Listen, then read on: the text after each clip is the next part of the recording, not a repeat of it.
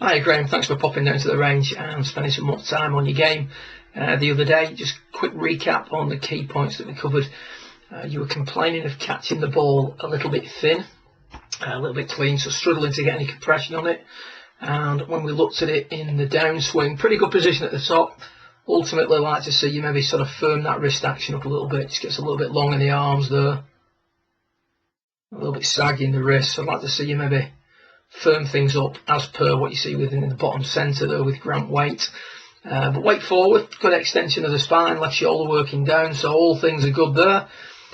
Then as we transition, you see the weight move further forward and the left knee gain a little bit of flex.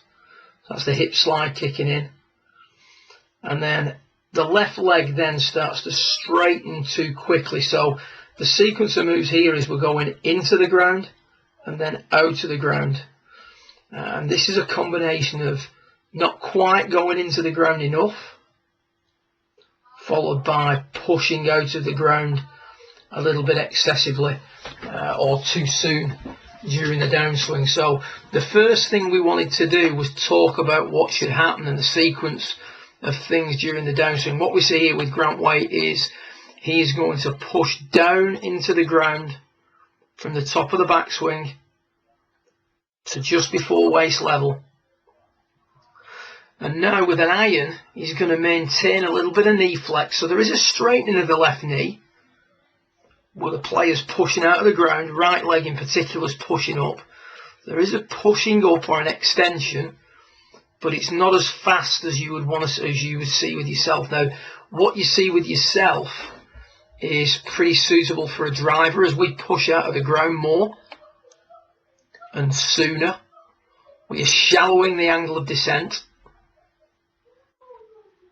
which is ideal for a driver where we want to maybe hit it level or slightly upwards with some positive loft. So if you've got a 10.5 degree driver, you want to add a little bit of loft to that to impact. You'd be hitting it with about 13 degrees dynamic loft, say for instance. But with an iron, we want to actually hit down on it. So if we've got an iron that's got, say, 30 degrees of loft, we want to be hitting that and taking some loft off it. And we do that by pushing up out of the ground, amongst other things, pushing up out of the ground a little bit less and a little bit later. So what we said was at impact, we want to see just a little bit of flex in that lead leg rather than having it very, very straight at impact. So what we did first of all was we just put more weight forward, sort of preset a good impact position and asked you to hit some shots, just little shots, punching the ball forward, maintaining the left knee flex through the hip, just to sort of give you the feel of the opposite move than what you would make. And you can see when you do that, you've got more flex in the lead leg and the hips have still pushed forward, more flex in the lead leg and certainly a much different handle location and shaft lean, which in turn is going to, rather than having quite a level or sometimes even upward angle of attack, we're going to have a little bit more of a downward angle of attack. A lot of different ways of producing a shallow or a steep angle of attack, but in this instance we want to use the ground a little bit differently. We then talked about your takeaway. On occasion your takeaway can get a little bit too wide, a little bit artificially wide. If we watch this here at the start of your session, right arm stays straight for a very long time, which requires you to load things a little bit late, and the longer you leave things, the harder it is to do. So what we've done here is just placed a little object behind the golf ball just to encourage you to get the club to ascend a little bit more abruptly during the backswing, give you a little bit sooner. And as a result, as you do that, the takeaway starts to look a little bit tidier. The act of missing that object, remember we swing in a circle on a tilted angle, so as the club moves back, it should start to work upwards and inwards at a steady rate. And the act of missing that object has started to tidy up the takeaway so that it's not as excessively wide. Again, punching balls forward, keeping the flex in the lead leg, And the advice now is to just push up out the ground a little bit as you come through, just to try and get a feel for things that are going to happen in the full swing.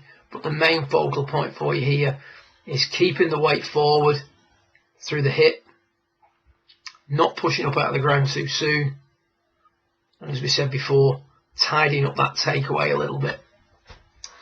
So I'm just going to move this down to impact.